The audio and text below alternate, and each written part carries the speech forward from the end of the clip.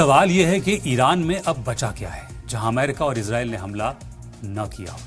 Supreme leader کے گھر سے شروع ہوا یہ حملہ عام ایرانیوں کی دہلیز تک پہنچ گیا۔ حالانکہ 28 فروری کو امریکہ نے حملہ کر کے دنیا کو بتایا تھا کہ یہ حملے عام ایرانیوں کی آزادی کے لیے ہیں۔ آپریشن ایپک فیوری ایرانیوں کے لیے جمہوریت اور ڈیموکریسی اور سکون کا نیا سورج اور نئی صبح لے کر آیا ہے۔ لیکن کیا آزادی کا راستہ لاشوں کے ڈھیر سے ہو کر گزرتا ہے؟ کیا کسی ملک کے بچوں، بزرگوں، عورتوں اور بے قصور لوگوں کو مارنا آزادی ہے؟ سول اسٹرکچر کو تباہ کرنا آزادی ہے؟ اسپتالوں، اسکولز، یونیورسٹیز اور برج پر حملہ کرنا کیا آزادی ہے؟ D salination plants, oil refineries اور گیس فیلڈ پر حملہ کرنا کیا آزادی ہے؟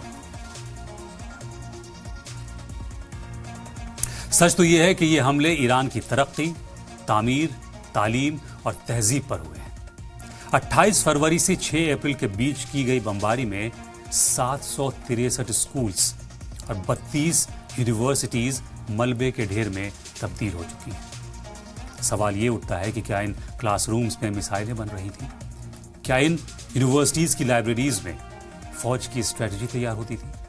جب قلم اور کتاب پر بم برستے ہیں تو صاف ظاہر ہے کہ نشانہ صرف رجیم نہیں بلکہ اس ملک کی سوچ اور بنیاد کو ختم کرنا ہے۔ جنگ کا سب سے بے رحم چہرہ تب دکھتا ہے جب بیماروں اور لاچاروں کے ٹھکانوں کو نشانہ بنایا جاتا ہے۔ ڈیٹا کے مطابق ان 39 دنوں میں 9 بڑے اسپتال اور 322 میڈیکل سینٹرز جن میں لائف سیونگ میڈیسنز کی فیکٹریاں بھی شامل ہیں اسے زمیندوز کر دیا گیا۔ جب دوا بنانے والی فیکٹریاں راکھ ہو جاتی ہیں اور اسپتالوں کی چھتیں گر جاتی ہیں تو یہ حملہ کسی فوج پر نہیں بلکہ اس زندگی پر ہوتا ہے جو جینے کی چاہ میں بیماریوں کو مات دینے کے لیے اسپتال میں جد و جہد کر رہے ہوتے ہیں۔ اب خود سوچئے کہ کیا یہ اسپتال، یہ میڈیکل سینٹرز ملٹری بیس تھے؟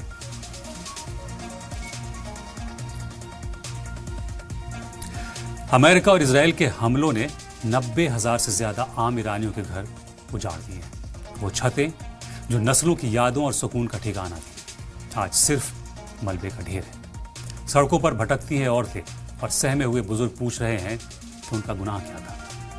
جب بے گناہ شہریوں کی رہائش کو نشانہ بنایا جاتا ہے تو اسے کولیٹرل ڈیمیج کہہ کر پلہ نہیں جھاڑا جا سکتا۔ یہ سیدھا حملہ اس عوام پر ہے جس کی آزادی کا دعویٰ کیا جا رہا ہے۔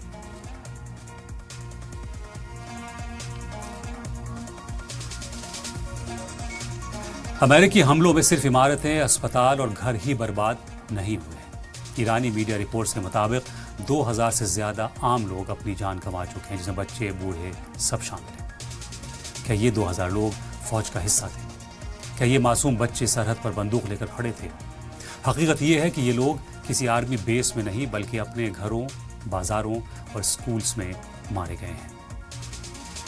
اب سوال یہ ہے امریکہ سے، سوال ہے ٹرمپ سے، سوال ہے ان لوگوں سے جسے ایران میں تانا شاہی اور خامنئی میں تانا شاہ دکھتا تھا۔ کیا اس طرح کے منظر، اس طرح کی بربادی ایران نے 47 سالوں میں دیکھی تھی؟ کیا ایرانی عوام اتنے غیر محفوظ تھے کبھی؟ کیا کسی کے گھر پر، کاروبار پر، اسپتال پر، اسکول پر اچانک سے بم یا میزائل آ کر گر جاتے تھے؟ شاید ایسا نہیں تھا۔ امریکہ کے ایرانیوں کے لیے نام نہاد آزادی کا نعرہ ایرانی عوام کے ساتھ بہت بڑا دھوکہ ہے۔